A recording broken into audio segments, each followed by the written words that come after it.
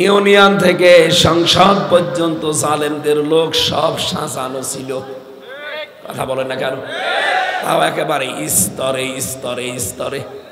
ওই যে একজন চিল্লাচ্ছে প্রায় হাফ মিনিট ধরে, দেখছেন না? এটা আনন্দের বহির্প্রকাশ। একটা জারজ সন্তান আছে বাংলাদেশের, এক জারজ সন্তান নিঝুম মজুমদার। এই শয়তান এখন কোন দেশে আছে আমি জানি না, এ উস্কানি দিচ্ছে। এরে মনে হয় পেলে যদি হাত পা ছিঁড়ে ফেলতে পারেন কোনো গুনাহ নেই, কারণ এই দেশের বিরুদ্ধে, মানবতার বিরুদ্ধে, ইসলামের বিরুদ্ধে যেই কথা বলবে আগামী থেকে তাকে ওইভাবে গুড়িয়ে দেওয়া হবে। 65 বছর চলছে এই অনুষ্ঠানটা। আমার মনে হয় 15-16 বছরে খুব ঝামেলা গেছে। আগামী থেকে এই দেশে আর কোরআনের অনুষ্ঠানে কোনো ঝামেলা হবে না ইনশাআল্লাহ। এমন কোন মহারথী সামনে আসবে না যাদের কাছে অনুমতি নেওয়া লাগে। এটা নাপাক মহিলা, তার কাছে অনুমতি নেওয়া লাগবে। কেন? কোরআনে কারীম পাক এবং পবিত্র। এর কাছে যারা আসে এই মানুষগুলোর সাহস বেড়ে যায়। এর কাছ থেকে যারা দূরে থাকে তাদের যত রকমের ভয় আল্লাহ চাপিয়ে দেয়। কি কথা বোঝেন আমার? বিশ্বনবী মুহাম্মদ রাসূলুল্লাহ যেদিন হযরতে ওমরকে মুসলমান বানিয়েছিলেন, ডাক দিয়ে বলেন, হে রাসূল, এ কোরআন শরীফ সত্য না মিথ্যা?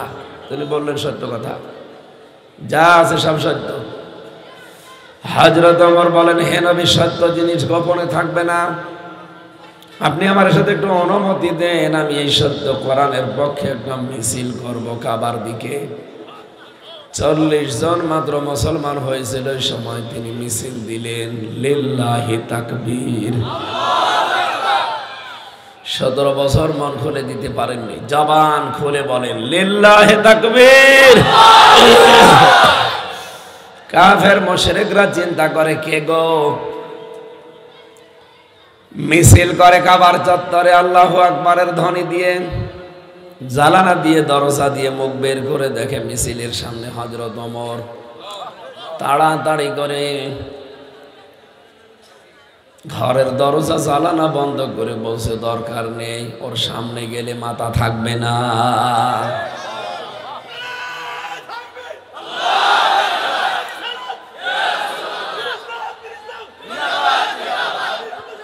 ঠিক আছে, ঠিক আছে, বসে।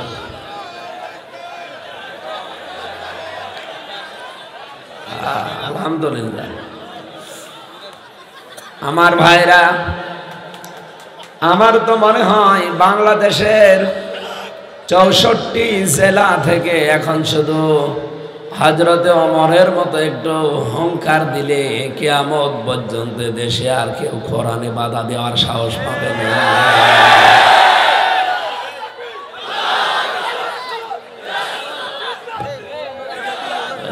আলহামদুলিল্লাহ ভাই, ঠিক আছে।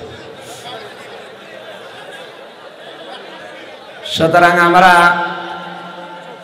এই 54 বছরে কম বেশি বাধা প্রাপ্ত হয়েছি, বিশেষ করে এই 15.5 বছর। আমরা আশা করছি এবং বিশ্বাস করছি সামনে এই বাধা ইনশাআল্লাহ আর হবে না। এরকম একটা দেশ আমরা চাই না। যারা এই কয়দিন একটু বলা কওয়া করছিল যে কোরআনে আমরা বাধা দেব সামনে, আজকে সকাল থেকে সুর নরম হয়ে গেছে, দেখতে পাচ্ছেন? তারা এখন বলছে আমরা জামাত, এরা আমাদের মিত্র, এরা আমাদের বন্ধু। 4-5 দিন তো উল্টাপাল্টা ফতোয়া দিচ্ছিলেন চেতনার নাম নিয়ে। হাসিনার কোন চেতনা এই দেশে কিয়ামতের আগে আর কায়েম হবে না ইনশাআল্লাহ। এই দেশ চলবে এখন সামনে আল্লাহর এই কোরআন দিয়ে। আমরা এটা দেখতেও পাচ্ছি। কি কথা বলেন না কেন? সকালবেলা কায়কোবাদ সাহেব একটা ভিডিও ছেড়েছে, দেখেছেন? কয়েকদিন আগে ছেড়েছে, আমি সকালবেলা দেখলাম। উনি বলছে সামনে যেন কেউ জুলুম, অত্যাচার, নির্যাতন না করে। তার মানে কথার ইঙ্গিত কোন দিকে আপনি টের পাচ্ছেন? জ্ঞানী মানুষ তো 5 বারের এমপি হওয়া যেভাবে, উনি তো আর এই যে 15 বছরের মতো এমপি না, নাকি? এই 15 বছরে যারা এমপি হয়েছেন, মন্ত্রী হয়েছেন, যদি লেখেন পোস্টারে কোনো জায়গায় যে সাবেক এমপি, আর লিখতেও পারবেন না, বাড়ি ঘরে তো নেই, থাকবেন কোথায়?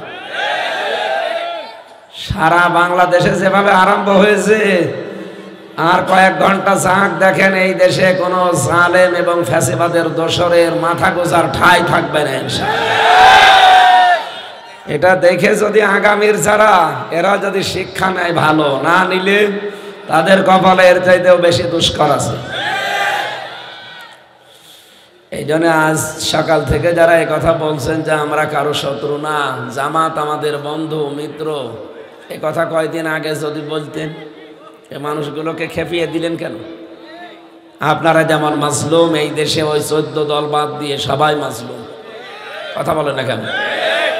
এই জন্য এখন শুধু ফ্যাসিবাদের ঘর বাড়ি অফিস আদালত ভাঙছে না জনগণ, ওর সাথে দোসর যারা ছিল, আমার কুষ্টিয়ার জাসদের ইনু না নুনু, এ নুনু শেষ।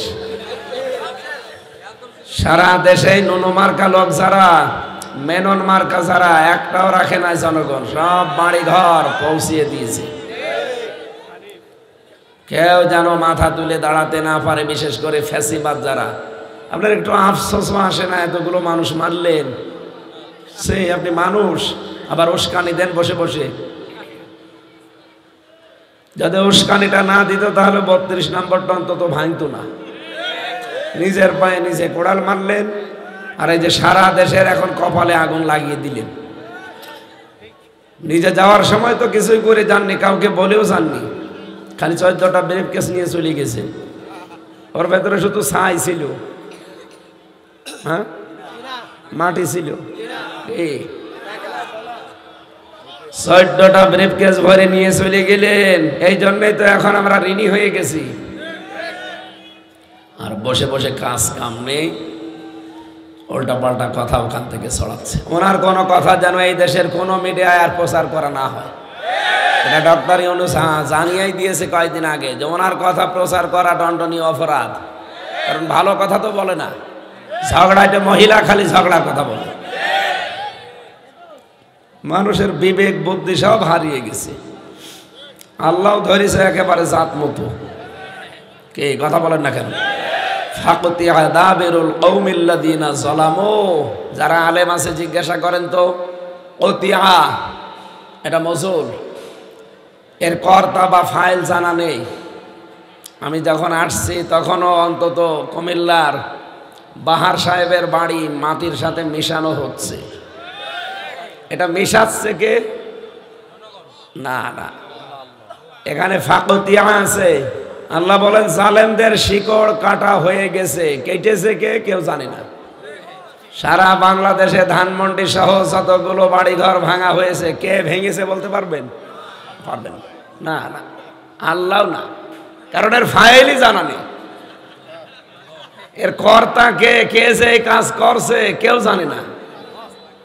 আপনি দেখেন সূরা আনাম 7 নম্বর পারা 12 নম্বর পৃষ্ঠা, এটা 4 নম্বর লাইনে আছে, 45 নম্বর আয়াতের প্রথম অংশে আছে। আল্লাহ বলেন জালেমদের শিকড় পর্যন্ত কেটে ফেলা হয়ে গেছে। কেটেছে কে? মামলা দেবেন, নাম নেই। আবার হানিফের বাড়ি যে কে কি ভাঙলো, পায়খানার প্যানও খুলে নিয়ে চলে গেছে, কিন্তু কে নিয়েছে কেউ জানে না।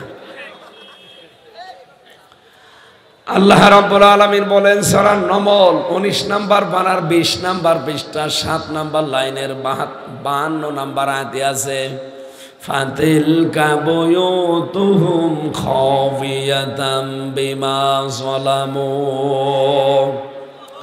আল্লাহ বলেন এই সেই ঘরগুলো, এই সেই 32 নম্বর, এই সেই বাহার, এই সেই কুষ্টিয়ার হানিফ। যদিও এখানে 32 হানিফ বাহার নাম নেই, কিন্তু এটা হাজার হাজার বছর আগের আয়াত। লূত নবীর উম্মতদের সম্পর্কে আল্লাহ নাজিল করেছিল। আমার মনে হচ্ছে 2024-25-এ আবার আরেকবার নাজিল হচ্ছে। 6 মাস বন্ধ ছিল, এখন আমার নতুন করে নাজিল হওয়া আরম্ভ হয়েছে। আল্লাহ বলেন এই সেই ঘরগুলো খাওয়িয়াতান, এগুলো আমি আল্লাহ সব পরিত্যক্ত করে দিলাম, জনশূন্য করে দিয়েছি। আপনি তাকান, এখন গতকালকে রাত 9টা থেকে শুরু হয়েছে, আজকে রাত 10:30 বাজে, সারা বাংলাদেশে একই অবস্থা। আল্লাহ জানে এভাবে আঙ্গুল দিয়ে দেখাচ্ছে জালেমদের এই সেই ঘরগুলো বিমা সালামু, এখানে জুলুম করা হতো। এ সমস্ত ঘরের নিচে যে জুলুম হয়তো তার প্রমাণ আজকে পেয়েছে ধানমন্ডির এই 32 নম্বরে মাটির নিচে আয়না ঘর। সব সাংবাদিকরা যে ভিডিও করে দেখাচ্ছে 6 তালা নিচে আর ওপরে 6 তালা, মাটির নিচে 6 তালা কি করবেন আপনি? যে দেখে ওনারা সব ছোট ছোট ঘর। তার মানে এই জুলাই আগস্টের বিপ্লব যদি সফল না হতো, যারা এগুলো ঘাড়ে নিয়েছিল, মাথায় নিয়েছিল, এগুলো সব নিয়ে ওই জায়গায় বন্দি করে রাখতো। আল্লাহ পাক বলেন এদের এই জুলুমের কারণে এদের বাড়ি ঘর পর্যন্ত আর জনশূন্য পরিত্যক্ত করে দিয়েছি। এ পর্যন্ত ছিল ওদের ব্যাপার, এর পরের অংশটা আল্লাহ আমাদের জন্য দিয়েছেন। এটা আর বলার দরকার নেই।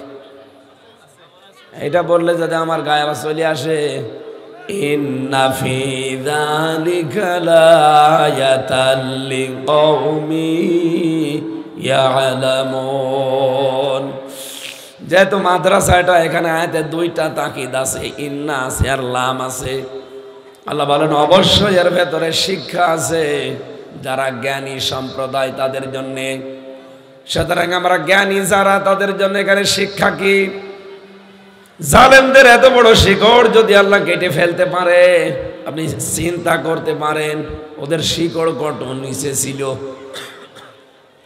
বেশিরভাগ জালেমদের বাড়ির নিচে আপনি আয়না ঘর পাবেন, টর্চার সেল পাবেন। আমার কুষ্টিয়ার হানিফের বাড়ি, ওখান থেকে জুলুমের সবগুলো সাপ্লাই আসতো। কি করে কার জমি দখল হবে, কাকে সকালে মামলা দেওয়া হবে, কাকে মিথ্যা সাক্ষী দেওয়া হবে, সব ওখান থেকে দুর্বিসন্ধি করত। আর সকালবেলা ওগুলো সব প্র্যাকটিক্যাল কাজ করে বেড়াতো। আল্লাহ বলেন ওই জালেমদের জুলুমের জায়গাগুলো আমি আল্লাহ পরিত্যক্ত করে দিয়েছি। এই জন্য অনেকে এখন আওয়াজ তুলেছে ধানমন্ডির এই জায়গাটা যেহেতু আসল জায়গা, এখান থেকে সারা দেশে জুলুমের সাপ্লাই হতো। আর নতুন করে যেহেতু আয়না ঘরের খোঁজও পাওয়া গেছে, কি হইতো বলেন তো আপনি যদি টিকে থাকতো জালেম? এই জন্য দল মত নির্বিশেষে দেশের সবাই এখন আওয়াজ তুলছে এই বাড়িটা যেন সামনে হয় কোনো মন্দির বানানো হয়। কেউ কেউ বলছে না মসজিদ বানান, অধিকাংশ মানুষ বলে না মন্দির মসজিদ বানানো যাবে না, টয়লেট বানিয়ে দেন। আমার মনে হয় এটাই দরকার। কারণ আবু সাহেলের বাড়ি যদি টয়লেট হতে পারে সে মরে যাওয়ার পর, তাহলে পৃথিবীর জালেমদের বাড়ি কেন টয়লেট হবে না? আবু সাহেলের বাড়ি ইন্টারন্যাশনাল টয়লেট, আর এটা বানান আপনি জাতীয় টয়লেট। এবং বাংলাদেশের বিভিন্ন মানুষ ওই জাদুঘর দেখতে যাবে, যে দেখবে আয়রে আল্লাহ, এখান থেকে জুলুম হতো, এখান থেকেই মানুষ কিভাবে হত্যা করা হবে সেই পরামর্শ আসতো। তাহলে আমাদের শিক্ষা আয়াত থেকে, ইউনিয়ন থেকে সংসদ পর্যন্ত জালেমদের লোক সব সাজানো ছিল। কথা বলেন না কেন? তাও একেবারে স্তরে স্তরে স্তরে। জালেমদের এত কিছু যদি আল্লাহ সব ধ্বংস করে দিতে পারেন, আগামীতে যারা চেয়ারে বসবেন তারাও যদি জুলুম করেন জনগণের উপরে, আল্লাহর কসম 5 বছর পরে আপনার বাড়িও শ্মশান হয়ে যাবে। এই জন্য সাবধান হব আমরা। যারাই সামনে আসবেন তারা যেন জনগণের সেবক হয়, শাসক না হয়ে। কি কথা বলছেন এখানে? যারা এই স্লোগান দিয়ে কাজ করতে পারবে যে আমরা সামনে আসলে শাসক হব না সেবক হব, তাদেরকে দেওয়া লাগবে। আর যারা এখনই শাসক হওয়ার পায়তারা করছেন সেবক না হয়ে, সেবক হলে কোনো মানুষ চাঁদাবাজি করে? বলেন আমার ভাইরা, কোরআন শরীফের ভেতরে বিশ্ব নবীকে 99টা নাম দিয়ে আল্লাহ ডাক দিয়েছেন। তার প্রধান নাম 7টা। কয়টা? রব্বুল আলামিন বলেন তোহা, তার ভেতরে একটা, ইয়াসিন, আহমাদ, মোহাম্মদ, আব্দুল, মুজাম্মিল, মুদ্দাসির। কয়টা? বলেন বলেন। সূরা ফাতিহার ভেতরে যে 7টা আয়াত দেখেন, বিশ্বনবী মুহাম্মদুর রাসূলুল্লাহর প্রতি এই কোরআন নাযিল করে সূরা ফাতিহার ভেতরে 7টা আয়াতে। এটা কিতাবুল মুনাব্বিহাতের ভেতর থেকে বলছি, হাফেজ ইবনে হাজার আসকালানী রহমতুল্লাহ আলাইহির লেখা। আপনাদের এই চট্টগ্রাম বিভাগের বাইতুশ শরফের মরহুম পীর আল্লামা শাহ আব্দুল জব্বার রহমতুল্লাহ আলাইহি, নাম শোনেননি লোকটার? পীর হতে হলে এরকম পীর হতে হয়। উনি পীরও ছিল, তার এলেমও ছিল। আর এখন অনেক পীর হয়, খালি পীরই নাম, কোনো এলেম কালাম নেই। এটা গিয়াসউদ্দিন তাহেরির নামের আগে পীর। ওর পেটে বোম মারবেন তো একটা আয়াতের তাফসির মূল ভাবে করতে পারে কিনা? নামের আগে পীর বসিয়ে রেখেছে। শাহ আল্লামা আব্দুল জব্বার রহমতুল্লাহ আলাইহি তিনি কিতাবুল মুনাব্বিহাত, এটার আরবিতে লেখা, তিনি বাংলা করেছেন। উনি এই সূরা ফাতিহার এই 7টা অক্ষর গবেষণা করে একটা তথ্য দিয়েছেন। আমরা বাংলাদেশে এখন 48,000 পীর নাম শুনি, পীর হতে হলে আব্দুল জব্বারের মতোই হওয়া লাগবে, এইরকম পীর হবে। তিনি লিখেছেন সূরা ফাতিহায় রব্বুল আলামিন এই 7 আয়াতের ভেতরে এই 7টা অক্ষর দেননি, 7টা হরফ। কয়টা? এদিকে তাকান, কয়টা? 7টা হরফ তিনি দেননি। চিন্তা ভাবনা করে তিনি কিন্তু গবেষণা করে বের করলেন কেন দেননি। সূরা ফাতিহার পুরা 7টা আয়াতে আপনি সা অক্ষরটা খুঁজে পাবেন না। কি অক্ষর? সা অক্ষর আল্লাহ পাক এই সূরার ভেতরে দেননি এই কারণে, কারণ সা দিয়ে যে শব্দটা তৈরি হয় সাবুর, সাবর মানে ধ্বংস। সাবর মানে কি? সূরা ফাতিহার এই 7টা আয়াত যদি কেউ দুনিয়াতে আমল করতে পারে, প্র্যাকটিক্যাল লাইফে সেট করতে পারে, আমার আল্লাহ তার জীবনটা ধ্বংস করে দেবেন না। 2 নম্বরে তিনি দিয়েছেন যে এর ভেতরে আপনি জিম খুঁজে পাবেন না। জিম যে অক্ষরটা কেন নেই? কারণ জিম দিয়ে পড়া কোরআনে যেখানেই দেখবেন জাহান্নাম লেখা আছে। জাহান্নাম কয়টা দরজা? 7টা। বলেন বলেন। জাহান্নামের এই 7টা দরজায় আল্লাহ তার জন্য বন্ধ করে দেবেন যিনি সূরা ফাতিহার 7টা আয়াত জীবনে সেট করতে পারবে। সূরা ফাতিহাতে 3 নাম্বার তিনি দিয়েছেন খ অক্ষর পাবেন না। খ দিয়ে আপনি শব্দ তৈরি করতে পারেন খব্বারি, এর বাংলা অর্থ হচ্ছে ভব ঘুরিয়ে। খবারি মানে কি? খব্বারি মানে ভব ঘুরে, যার কোনো কাজ কাম নেই, উদ্দেশ্য নেই। এর আরেকটা অর্থ আছে লম্পট। এই পৃথিবীতে সূরা ফাতিহার 7টা আয়াত যদি কারো জীবনে সেট হয়ে যায়, সে কোনোদিন লম্পটগিরি করবে না। আজ লম্পটের অভাব আছে দেশে। আমি নাম নিলাম না, ওদের নাম নিতেও আমার ঘৃণা লাগে। 4 নম্বরে আপনি শিন পাবেন না।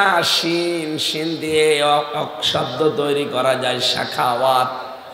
শাকাওয়াত না, শিন দিয়ে শাকাওয়াত হলে সৌভাগ্য, আর শিন দিয়ে শাকাওয়াতুন মানে দুর্ভাগা।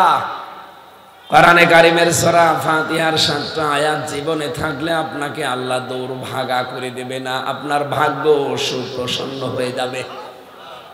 এই জন্য সূরা তাহার প্রথম আয়াতে আল্লাহ এটাই জানিয়েছেন, তাহা মা আনজালনা আলাইকাল কুরআনা লিতাশকা।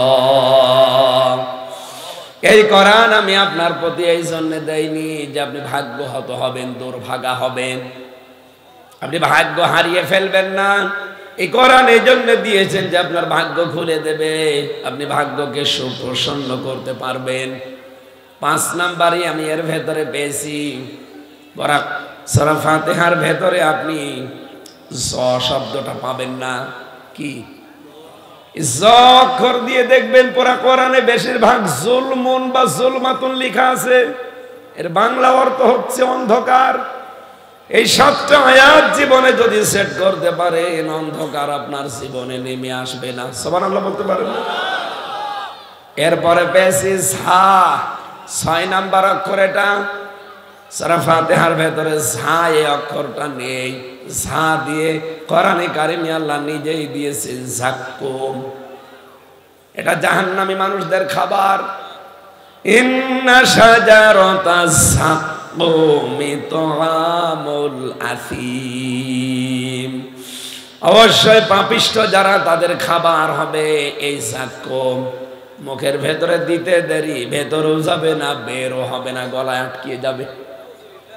তার মানে যাক্কুম গাছের ফল আপনাকে খাওয়া লাগবে না, জাহান্নামেও যাওয়া লাগবে না সূরা ফাতিহা যদি আমল করেন। সর্বশেষ 7 নাম্বার অক্ষর আপনি পাবেন না, ফা। কি বললাম? ফা দিয়ে ফিরাকুন মানে বিচ্ছেদ। এই কোরআনের সাথে যদি সত্যি আপনার সূরা ফাতিহার সম্পর্ক আপনার জীবনে থাকে, আল্লাহ আপনার থেকে আপনার সন্তানাদি, আপনার আত্মীয় স্বজন, আপনার জনগণ, এমনকি আপনার এই দেশে যা করেছেন তার থেকে আপনাকে আল্লাহ বিচ্ছেদ করবে না। আজ হাসিনাকে আল্লাহ বিচ্ছেদ করে দিয়েছে, তার সন্তানাদি, তার সম্পদাদি, তার দলের লোক, তার দেশের লোক। এই কথা বলছে না কেন? এমন একটা মানুষের সাথে সম্পর্ক করে এখন আছে যার সাথে বিয়ে পোষাও জায়েজ নেই। বিয়ে করা জায়েজ আছে লোকটার সাথে?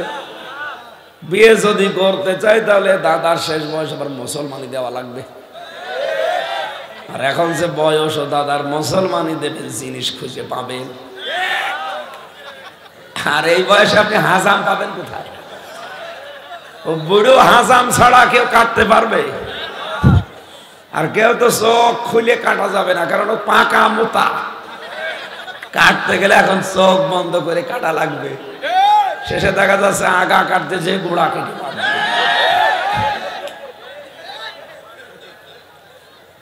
সুতরাং দাদার শেষ বয়সে মুসলমানি দেওয়াও সম্ভব না, ও বিয়ের স্বাদ আর মেটবে না। সুতরাং যারা এই স্লোগান বেঁধেছেন, এই স্লোগান বন্ধ করেন। মোদির বউ নাই, এটা আর বলা যাবে না। শেখ হাসিনার জামাই নাই, না এটা বলা যাবে না ভাই। কারণ এর সাথে কিয়ামতের আগে বিয়ে হবে না। এখন বিয়ে হতে হলে শর্ত 2টা, কালেমা পড়া লাগবে, মুসলমানি দেওয়া লাগবে। এটাকে আমি বানালাম। সূরা বাকারা 2 নাম্বার পারা 14 নাম্বার পৃষ্ঠার 4 নাম্বার লাইনের, এটা 221 নাম্বার আয়াতের মাঝের অংশে আছে। নিয়ে আসেন কোরআন শরীফ। এই যে জিজ্ঞাসা করেন, ওয়ালা তুনকিহুল মুশরিকিনা হাত্তা ইউমিনু, যতক্ষণ মুশরিক পুরুষ ঈমান না আনবে, মুসলমানি না দেবে, মুসলমান না হবে, ওর সাথে কোনো মুমিনা নারীর বিয়ে করা জায়েজ নেই। আমাদেরটা যাই হোক, অন্তত মিথ্যা কথা মতো যাই বলে, কিন্তু সে তো একটা হাজি নাকি? কথা বলে না কেন? সে একটা মুসলমান হাজি না? যদিও তার হজের একটা কথাও সে ঠিক রাখে নাই। কারণ হজে যে মানুষ প্রথমেই বলে ইন্নাল হামদা, যত প্রশংসা করি আজকে থেকে সব তোমার করব, হে আল্লাহ আমি কথা দিয়ে গেলাম, অথচ বাংলাদেশে এসে যত প্রশংসা সব বাবার প্রশংসা। তার মানে তার নিজের কথাই ঠিক নেই। এই কথা বলেন না কেন? 2 নম্বরে বলা হয় নিয়ামাতা লাকা, যত নিয়ামত আমাকে দিয়েছে সব তোমার জন্য ব্যয় করব, অথচ ক্ষমতা আল্লাহর নিয়ামত না? এই কথা বলে না কেন? এই নিয়ামত বেশে আল্লাহর আইনগুলো আরো তুলে দেওয়ার চেষ্টা চালিয়েছে। 3 নম্বরে বলা লাগে বল মুলকা লাকা, আমি যদি রাজ্য রাজনীতি দেশে যেয়ে করি তোমার জন্য করব, আর এসে আরো আল্লাহর রাজনীতি বন্ধ করে দেয়। শেষে বলা হয় লা শারিকা লাকা লাব্বাইক, হে আল্লাহ আমি চলে যাচ্ছি, কিন্তু আমি মুশরিক না, তুমি আমার নামটা একটু হাজিরা খাতায় লিখে নিও। অথচ এসে শিরিকের যত কাজ সব আগে আগে করে। হাজার হাজার কোটি টাকা দিয়ে যে শিরিক করেছিলেন, কি হলো? প্রিন্সিপালের মাথার উপরও রেখেছিলেন বাবারে, নিজেরে রেখেছে, এখন 5 তারিখের পরে নামিয়ে আগুন ধরিয়ে দিয়েছে। আর গতকাল রাত থেকে যা ভাঙ্গা আরম্ভ হয়েছে, কোন মূর্তি এই দেশে থাকবে না ইনশাআল্লাহ। এতে যদি আবার ছেলে যাওয়া লাগে আমরা যেতে রাজি আছি না। এদেশে কোনো মূর্তি থাকবে না। মূর্তির সংস্কৃতি এটা মুশরিকদের। আমরা কি মুশরিক?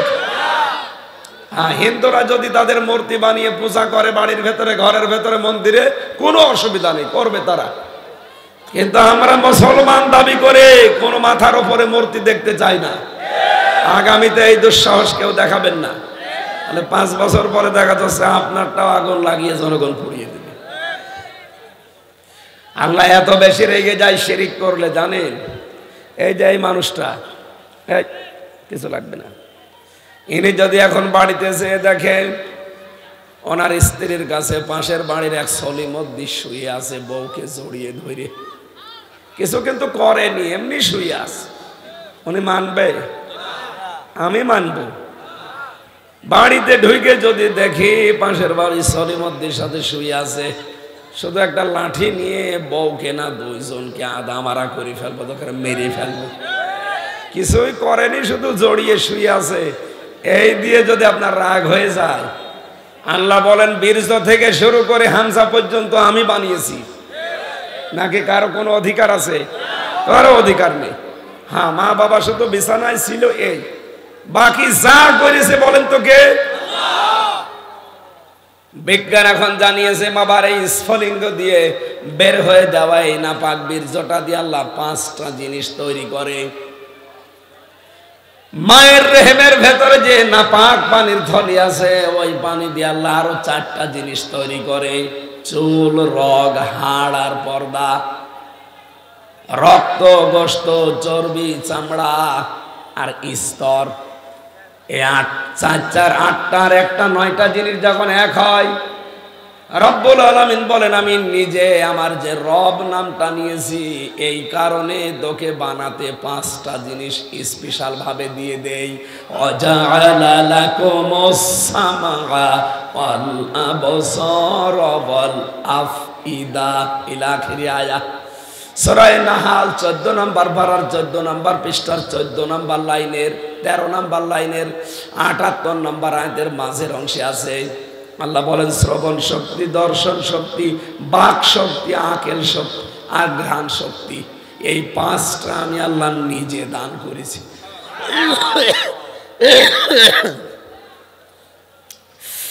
8, 5, 13টা জিনিস যখন এক হয়ে যায়, আল্লাহু আখরাজাকুম মিন বুতুনি উম্মাহাতিকুম লা তা'লামুনা শাইআ, তখন আস্তে করে বাচ্চার আকারে ওকে বের করে দেওয়ার জন্য জিনিসপত্র সাজায়। কমপক্ষে 360টা হাড় দেয়, এক একটা হাড় শরীরের ভেতরে এক এক রকম।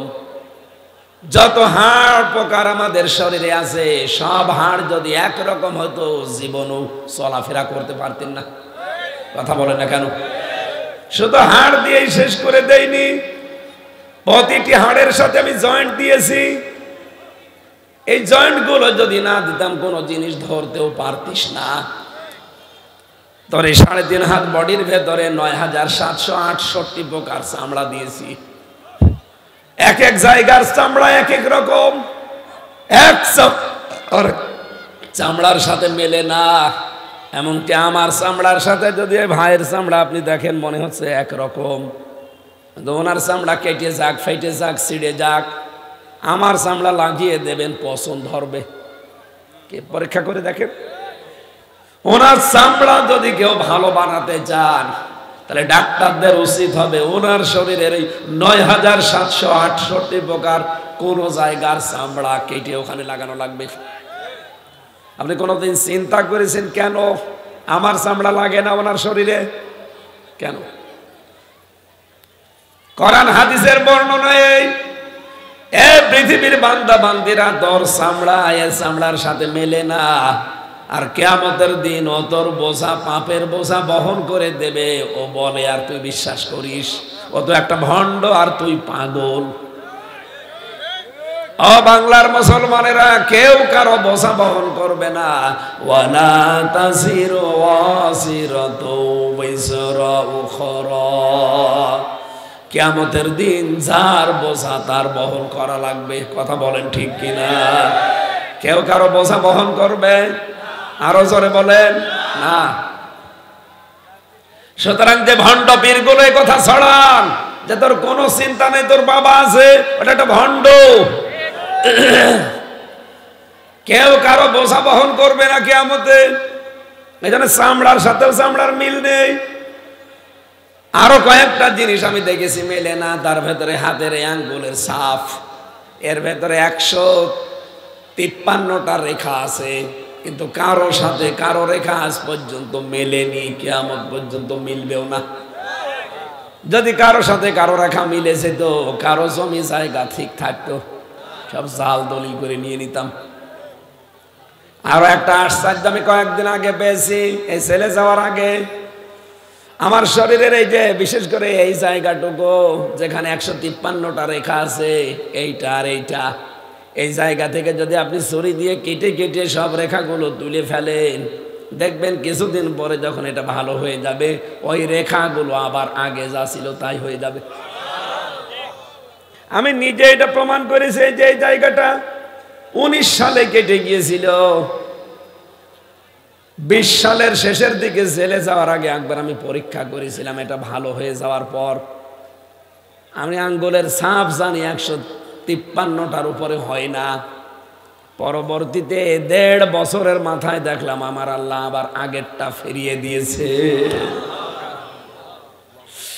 3 নম্বরে আপনি দেখবেন মানুষের ভেতরে 3 নাম্বার যেটা বেশি, সেটা হচ্ছে এই যে এই কণ্ঠের স্বর। আমরা যে কথা বলতে পারি, খালাকাল ইনসান আল্লামাহুল বায়ান, মানুষকে আল্লাহ জানিয়েছে যে আমি তোরে বানিয়েছি আর আমি কথা বলা শিখিয়েছি। এজন্য কণ্ঠের ভেতরে 27টা স্তর আছে। একটা কথা তৈরি হওয়ার জন্য 27 জায়গায় ধাক্কা লাগে। এটা তো বিজ্ঞানের কথা। আর কোরআন আর হাদিসের ব্যাখ্যা হচ্ছে প্রতিটি স্তরে একজন করে ফেরেশতা বসে আছে। এর কাছে এর কাছে এর কাছে এভাবে দিতে থাকে। 27 নাম্বার জায়গায় যে কার কথা কণ্ঠের সাথে কোন অবস্থায় দিলে মিলবে, এই 26 নাম্বার পর্যন্ত ঠিক আছে। 27 নাম্বার জায়গায় ফেরেশতা ওটা ওই রকম করে বের করে দেয়। আমার কথা ওনার কথা যদি সব একরকম করে বের করে দিত, দুনিয়াতে মুসিবতের শেষ থাকতো না। এর রাত 11টা 11:30টায় যদি বাড়ি যেয়ে বলতাম যে ম্যাডাম দরজা খোলেন, অথচ কণ্ঠ আমার না উনি, বলেন তো ঠিক থাকতো? বাবা শাহজালাল সব হালাল হয়ে যেত। কণ্ঠের সার কারো সাথে আজ পর্যন্ত কারো মেলেনি, কিয়ামত পর্যন্ত এটা মিলবে না। 4 নম্বরে আমার আল্লাহ জানিয়েছেন এই যে জিহ্বা, জহব্বার যে স্তর, যে স্বাদ নেই আমরা, 1,17,000 এর ভেতরে আমার আল্লাহ আস্বাদন স্তর দিয়েছেন।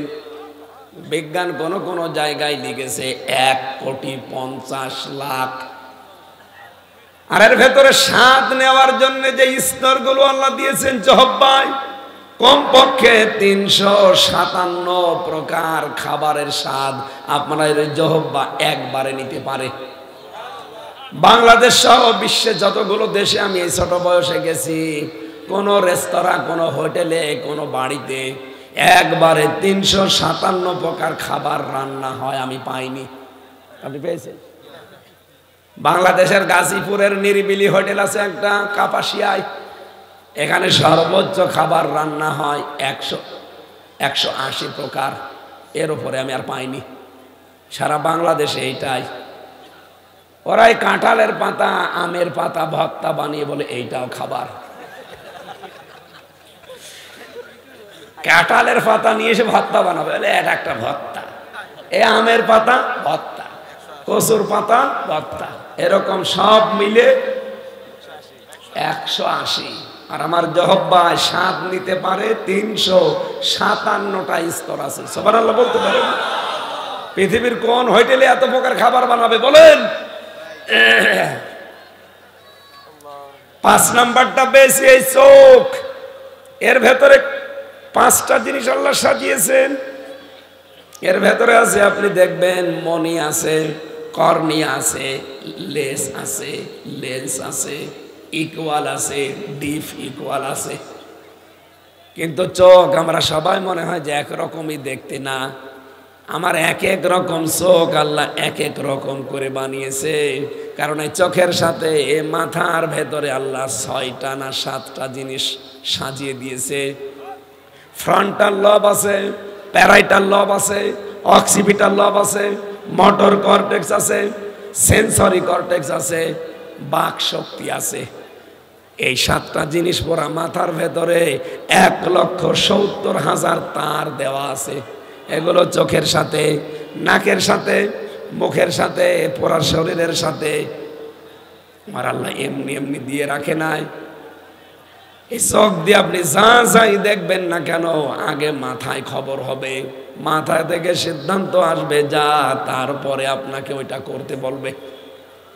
আমি ফ্রন্টাল লবটা মিলিয়েছিলাম কম্পিউটার দিয়ে, মাথার ভেতরে ফ্রন্টাল লব আল্লাহ দিয়েছেন। আমরা যদিও মনে করি দেখি চোখ দিয়ে, কি দিয়ে? চোখের সাথে যে তার দেওয়া আছে এটা দেখার সঙ্গে সঙ্গে ফ্রন্টাল লবে চলে যায়, ওখান থেকে সিদ্ধান্ত আসে সামনে সাপ, তাড়াতাড়ি লাঠি হাতে নাও অথবা অ্যাবাউট টার্ন করে দৌড় দাও। এই সিদ্ধান্ত দেয় চোখ না মাথা? বলেন বলেন। বিজ্ঞান এখন জানাচ্ছে এই 1,500 বছর পর যে 1,70,000 যে তারগুলো আল্লাহ দিয়েছেন, একটা তার যদি অকেজ হয়ে যায় মানুষ পাগল হয়ে যাবে। কি নিয়ামত দিয়ে রেখেছেন আপনাকে বলেন। আপনি যে বাড়াবাড়ি করেন ইট দেওয়ার জন্য আল্লাহর কিচ্ছু লাগবে না, শুধু মাথার এই তার একটু ঢিল করে দেবে। কথা বলেন না কেন? এই জন্য নেই থেকে হামসা বানিয়েছে, সরাসরি পুরাটাই কর্তৃত্বকার। বলেন বলেন। আমার উপরে আর কারো কোনো দাবি নেই। মা বাবার দাবি এতটুকু, যারা বিছানায় ছিল, ও বিছানায় না থাকলেও আল্লাহ আমারে বানাতে পারতো। কি বিছানায় না থেকেও বানিয়েছে আল্লাহ আদম আলাইহিস সালামকে, হাওয়া আলাইহিস সালামকে। বাবার বীর্য ছাড়াও বানাতে পারে হযরত ঈসাকে। আল্লাহ যদি ওটা পারে, তো এখন আল্লাহ পারতে পারে না?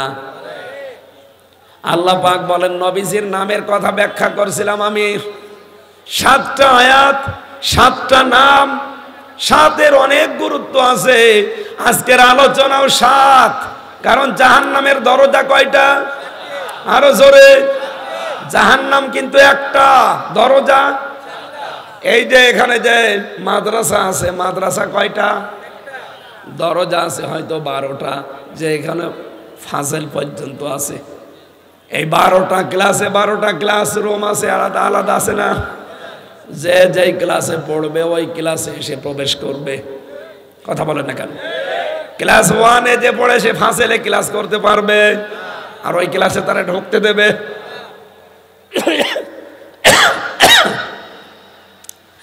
আল্লাহ পাক বলেন, লাহা সাবাতু আবওয়াব লিকুল্লি বাবিম মিনহুম জুজউম মাকসুম। জাহান্নামের দরজা 7টা, জাহান্নাম 7টা না, জাহান্নামের দরজা। এই যে লাহা, হা দিয়ে আল্লাহ জাহান্নামের ইঙ্গিত দিয়েছেন। সাবাতুন মানে 7, আবওয়াব মানে দরজার বহু বচন, আবওয়াব বাবের বহু বচন। আল্লাহ বলেন জাহান্নামের দরজা 7টা। লিকুল্লি বাবিম মিনহুম জুজউম মাকসুম, সূরা হিজরের 44 নম্বর আয়াত। দুনিয়াতে যে যেই ধরনের অপরাধ করবে, কিয়ামতের দিন তাকে আল্লাহ ওই দরজা দিয়ে প্রবেশ করাবে। কি কথা বোঝা গেছে? এখন আমাদের বিষয় কি? আমরা আজকে আলোচনা থেকে দেখব আমরা কোন অপরাধ করছি, কোন দরজা দিয়ে আল্লাহ আমাদেরকে প্রবেশ করাবে। আমি আজকে আলোচনা করেছিলাম মাগরিবের পরে 2টা দরজার। একটা হচ্ছে জাহান্নাম নামে একটা দরজা আছে, ওখানে যারা সীমা লঙ্ঘন করে আর যারা আল্লাহর বিধান অস্বীকার করে তাদের জন্য আল্লাহ ওই জাহান্নাম নামে দরজা বানিয়েছে। 2 নম্বরে বানিয়েছে লাজা। কি বললাম?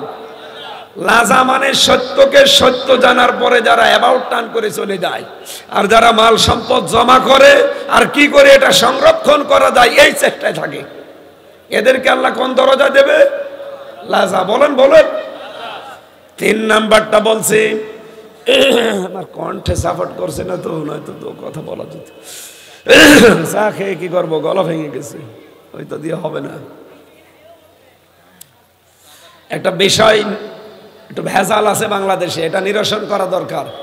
যাদের খুব জরুরি আছে চলে যান, আমার এখনো কিছু সময় লাগবে, থাকবেন না? এই বিষয়টা আজকে পুরাটা নিরসন করতে যাই, একটু হালকা দেন একেবারে।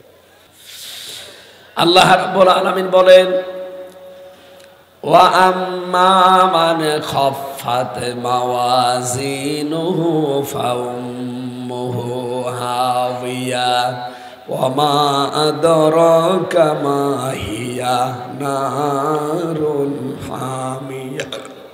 3 নম্বর জাহান্নামের একটা দরজা আছে, নাম হাবিয়া। নাম কি? নাম শোনেননি কোনোদিন? এটা জ্বলন্ত আগুন, এর ভেতর আর কিছু নেই, খালি আগুনই। নাম শুনে বোঝা যাচ্ছে এটা কেমন হতে পারে। আল্লাহ পাক বলেন এখানে কাদেরকে ঢোকাবো, প্রবেশ করাবো জানো? ওয়া আম্মা মান খাফফাত মাওয়াজিনুহু, যাদের ওজন হালকা হবে। কি কি হালকা হবে? এখানে ওজন শব্দটা শুনলে আমাদের মনের ভেতরে চিন্তা ভাবনা চলে যায় যে এটা মনে হয় মিজানের পাল্লার কথা বলা হচ্ছে নাকি? কিয়ামতের দিন নেকি আর বদি ওজন দেওয়া হবে, একটু শোনেননি?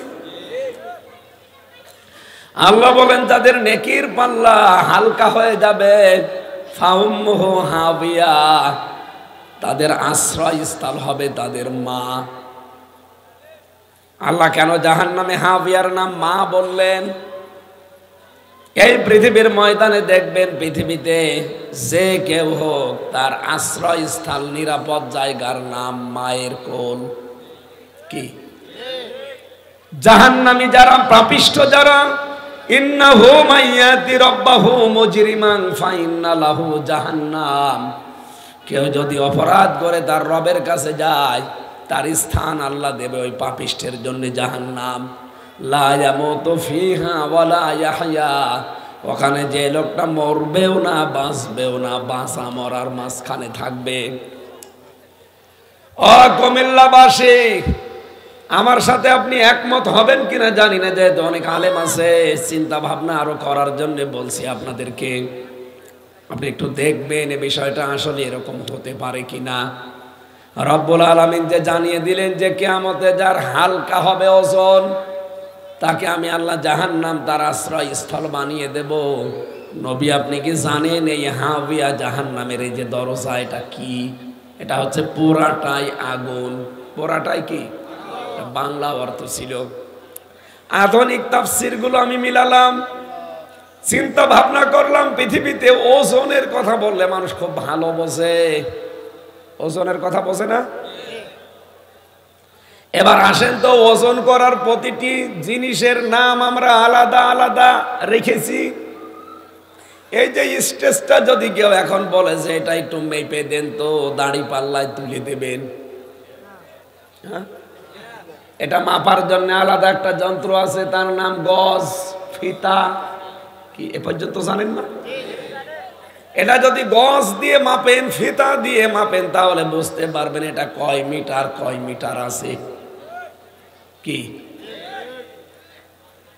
এই যে জমিনটা সামনে পড়ে আছে, যদি বলা হয় যে ভাই এটা মেপে দেন, দাড়ি পাল্লায় তুলে দেবেন যে কয় কেজি দেখি, এটা মাপার জন্য গজ লাগবে, ফিতা লাগবে। এটা বুঝেছেন কিনা বলেন?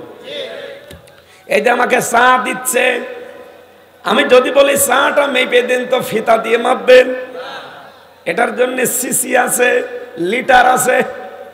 এটা কতটুকু দিচ্ছে, লিটারের ভেতরে দেবেন, সিসি দিয়ে মাপ দেবেন, আপনি বলে ফেলতে পারবেন। তার মানে এটার জন্য মাপের যে আলাদা যন্ত্র, তার নাম সিসি, তার নাম কি? লিটার। এখন যদি বলে কোরআন শরীফটা মেপে দেন তো, একটা একটা করে অক্ষর তুলে তুলে মাপবেন, এটার জন্য মাপার যন্ত্র, দাড়ি পাল্লা, বাটখারা। এই কথা বলছে না কেন? কতটুকু আছে, কয় কেজি হবে, 2 কেজি না 1.5 কেজি, এটা বলা যাবে না তখন।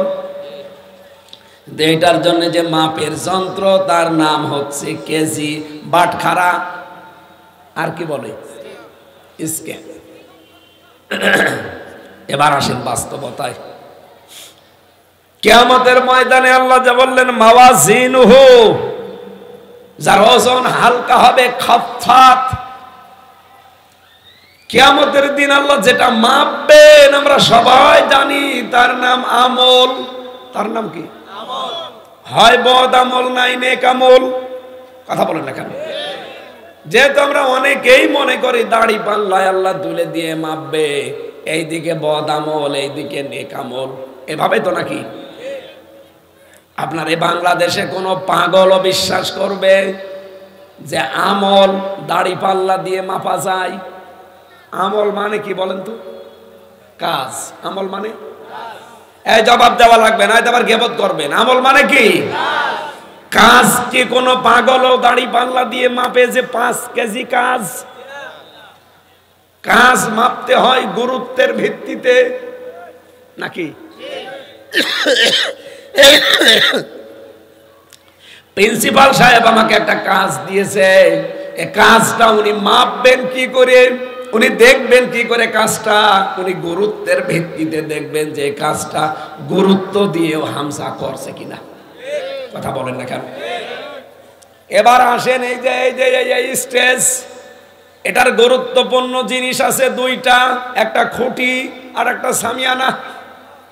কি? এই দুইটাই গুরুত্বপূর্ণ। এখানে গুরুত্বহীন অনেক জিনিস আছে। এই টেবিলটা, এই টিস্যুর বক্স, এই চায়ের কাপ, এই যে সামিয়ানাটা, এক কথা বোঝা লাগবে। এইগুলো যদি না থাকতো কেউ স্টেজ বলতো না। একজন বলছেন না, ওর মাথায় একটা লাঠি দিয়ে বাড়ি মারেন তো। এখানে স্টেজ হওয়ার জন্য আমার প্রথম শর্ত হচ্ছে খুঁটি লাগবে, 2 নম্বরে সামিয়ানা লাগবে। খুঁটি আর সামিয়ানা বাদ দিলে স্টেজ হবে? খুঁটি আর সামিয়ানা যদি থাকে, বাকি যদি কিচ্ছু না থাকে, তাও মানুষ বলবে এটা স্টেজ। আল্লাহ পাক বলেন কিয়ামতের দিন আমি গুরুত্বের ভিত্তিতে তোর আমল মাপবো, কাজ মাপবো। কিয়ামতের ময়দানে গুরুত্বের ভিত্তিতে যেহেতু মাপা হবে, আমি আবার আলেমদেরকে ক্ষমা চেয়ে নিচ্ছি, আপনি চিন্তা ভাবনা আরো করবেন। আমার ছোট মাথায় তো চিন্তা ভাবনা এটা ভুলও হতে পারে, আপনি একমত নাও হতে পারেন। আপনার হাতে পায়ে ধরে বলছে আপনি আরো চিন্তা করেন, দেখবেন মানুষের জীবন অনেক পরিচ্ছন্ন হয়ে যাবে। কিয়ামতের দিন সবাই বিশ্বাস করেন যে আমল মাপবে, আমল মানে কাজ, নাকি আমল মানে অন্য কিছু আছে? নেই। আমল মানে কাজ, আর কাজ মাপে মানুষ দাড়ি পাল্লা দিয়ে না, কাজ মাপে গুরুত্বের ভিত্তিতে। তাহলে কোরআনে কারিমে আল্লাহ গুরুত্বপূর্ণ কাজ কয়টা দিয়েছেন? 500। কয়টা? কোরআনে শরীয়তের বিধান আপনি 500 পাবেন। এই 500টা গুরুত্বপূর্ণ কাজ আপনার জীবনে থাকা লাগবে। কি কথা বলেন না কেন? এ বাংলাদেশে বহু মানুষ আমরা দেখি 499টা মানে, কিন্তু একটা মানে না। বলেন তো এখানে গুরুত্বপূর্ণ যে 2টা বললাম, সামিয়ানা আর খুঁটি, একটা যদি না থাকে আর একটা টিকে থাকবে? আরো জোরে বলেন। শুধু খুঁটিয়ে টাঙিয়ে রাখলেন, কেউ বলবে এটা স্টেজ। শুধু সামিয়ানা দিয়েছেন, দেবেন কোথায়? কেউ বলবে এটা স্টেজ। তাহলে গুরুত্বপূর্ণ এই 2টাই লাগবে। এই জন্য যত ফরজ বিধান আল্লাহ কোরআনে দিয়েছেন, দেখবেন তার ভেতরে আবার আলাদা আলাদা কিছু ফরজ আছে। যেমন নামাজ ফরজ। কি? নামাজের ভেতরে আলাদা ফরজ আছে না? নামাজ কি বলেন না কেন? এই নামাজের ভেতরে ফরজ কয়টা? 17টা, 13টা। না, আমার গলা ভাঙা এক, আর আপনাদেরও আমি সাড়া পাচ্ছি না। কথা কি বুঝতেছেন না, না সাড়া দেন না? বুঝতেছেন? নামাজের ভেতরে বাইরে ফের ফরজ মিলে কয়টা? 13টা। 12টা আদায় করলেন, একটা করেননি, আপনার সওয়াব হবে 12টা। কয়টা? একটাও হবে না, শূন্য, জিরো, কিচ্ছু হবে না। এখন যদি বলেন না আমি 12টা ফরজ আদায় করলাম, একটা করি নাই, অন্তত আমার 5টা সওয়াব দেন, হবে? এটা যেমন সহজে বুঝে ফেলেছেন, এই কোরআনে আল্লাহ 500 শরীয়তের বিধান দিয়েছেন ফরজ। 499টা মানেন, একটা মানেন না, আরো বিরোধিতা করেন। কিয়ামতের দিন যখন আল্লাহ আপনাকে মাপ দেবে, তখন আপনার হবে 0, শূন্য। আমি আশা করছি আপনি কথা বুঝেছেন। এরপরেও যদি না বোঝার ভান করে থাকেন, এদিকে আসেন, কানের নিচে এমন জোরে দুইটা দেব, সব বুঝে ফেলবেন। তাহলে গুরুত্বের ভিত্তিতে মাপ দেওয়া হবে কিয়ামতে। সুতরাং আমাদের উচিত গুরুত্বপূর্ণ কাজগুলো আগে করা। গুরুত্বপূর্ণ কাজ নামাজ, এক কথা বলছে না কেন? গুরুত্বপূর্ণ কাজ ইলম শিখা, গুরুত্বপূর্ণ কাজ রোজা রাখা, গুরুত্বপূর্ণ কাজ সুদ ছেড়ে দেওয়া, গুরুত্বপূর্ণ কাজ যাকাত দেওয়া, গুরুত্বপূর্ণ কাজ ইসলাম কায়েম করা। আর এগুলো সব করবে ফেরেশতারা। এই যে আসল জায়গায় চলে এসেছে। 500টা ফরজ আছে এরকম, নামাজ, রোজা, হজ, যাকাত, সুদ ছেড়ে দেওয়া, ঘুষ ছেড়ে দেওয়া, অর্থনীতি যাকাত ভিত্তিক করা, দিন কায়েম করা, এগুলো সবগুলো ফরজ। সবগুলো কি? 499টা মানেন, একটা মানেন না। আপনার কিয়ামতে শূন্য জিরো হবে। ও আম্মা মান খাফফাত মাওয়াজিনুহু ফাউম্মুহু হাওিয়া। যার হালকা হবে পাল্লা, ওজন যার হালকা হয়ে যাবে, যেহেতু গুরুত্বের ভিত্তিতে পাল্লা মাপ দেবে, আপনি তো এমনি হালকা হয়ে পড়বেন। ফরজ 13টা, একটা মানেননি, 12টা মেনেছেন, পুরা জিরো। 500 ফরজের 499টা মেনেছেন, একটা মানেননি, পুরা জিরো। এই জন্য 500টাই মানা লাগবে। আমার কণ্ঠ ভালো থাকলে এখন এই 500টা একটা একটা করে বলতে, সবগুলো আমি নোট করেছিলাম। আমি আর পারছি না, কণ্ঠে সাপোর্ট দিচ্ছে না, কষ্ট হয়ে যাচ্ছে আমার। ওই যে জেলখানায় লিখা মেয়েদের জীবনের ওপরে বই আছে, আর যে বিষয়ে আলোচনা করছি এই আলোচনাটা ওখানে আছে। কোন কাজ করলে কোন জাহান্নামের দরজা দিয়ে প্রবেশ করবেন, ওখান থেকে একটু নিয়েছেন। মাননীয় উপদেষ্টা আসিফ মাহমুদ সজীব ভইয়া সালাম জানিয়েছে। জুলাই বিপ্লবের সকল আহত নিহত, অবশ্যই দোয়া করব। কুমিল্লার মুরাদনগরের সন্তান আসিফ ভাই না? আলহামদুলিল্লাহ, আল্লাহুম্মা আমিন। লা ইলাহা ইল্লা আনতা সুবহানাকা ইন্নী কুনতু মিনাজ জালিমিন। রব্বুল আলামিন, যেভাবে আরম্ভ করেছিলাম, সারা রাত বললেও তোমার বান্দা বান্দিরা চলে যেত না। আমার কণ্ঠ সাপোর্ট দিচ্ছে না। জালেমের বন্দিখানা থেকে যখন মুক্ত জীবনে ফিরিয়েই দিয়েছো, আমার কণ্ঠটাও তুমি ফিরিয়ে দাও। এমন কোন টর্চার নেই আমার এই শরীরের উপরে ওরা করে নাই। ওরা পিটিয়ে আমার 11 ঘন্টা দড়ি দিয়ে টাঙিয়ে রেখেছি। আমার শরীরের ক্ষমতার বাইরে চলে গেছে। আল্লাহ স্বাভাবিক হতে এই জন্য সময় লাগছে। মেহেরবানি করে তুমি আমাকে আগের অবস্থায় আবার ফিরিয়ে দাও। আজকের এই বিশাল আয়োজন একটা মাদ্রাসার পক্ষ থেকে 65 বছর চলছে এটা। রব্বুল আলামিন এই মাদ্রাসার যাই দায়িত্বে আছে সবাইকে মাফ করে দাও। এই মুরাদনগরের মাটির নিচে যত মানুষ শুয়ে আছে, কবরগুলো জান্নাত বানিয়ে দাও। আজকের মাহফিলের সভাপতি, প্রধান অতিথি, বিশেষ অতিথি যারা, বিশেষ করে আমার আসিফ মাহমুদ ভাই, তার এই বাংলার যারা স্বাধীনতা অর্জন করে দিল আমাদেরকে, যারা জীবনটা দিয়ে দিল, যারা আহত হয়ে আছে, সবার জন্য দোয়া চেয়েছে। মুসাফির অবস্থায় দোয়া করছি, আল্লাহ তুমি সবার কবরকে জান্নাত বানিয়ে দাও, তাদের শাহাদাতের মর্যাদা কবুল করো। এবং যারা আহত হয়ে আছে, আল্লাহ তুমি এই রাষ্ট্রকে তৌফিক দাও যেন তাদের পাশে দাঁড়াতে পারে। এই মাদ্রাসার যত প্রয়োজন আছে সব তুমি পূরণ করে দাও। এই বাজারে যারা ব্যবসা বাণিজ্য করে এদের বরকত দাও। আল্লাহ তাআলা আমরা যারা অভাবে আছি আমাদের অভাব দূর করে দাও। এই মাদ্রাসার শিক্ষক শিক্ষিকা, ছাত্র ছাত্রী ভাইরা, এদের মেধা স্মৃতির যোগ্যতা আরো বাড়িয়ে দাও। আমার কণ্ঠের কারণে আল্লাহ তুমি দেখতে পাচ্ছ আমি শেষ করে দিয়েছি। লা ইলাহা ইল্লাল্লাহু মুহাম্মাদুর রাসূলুল্লাহ।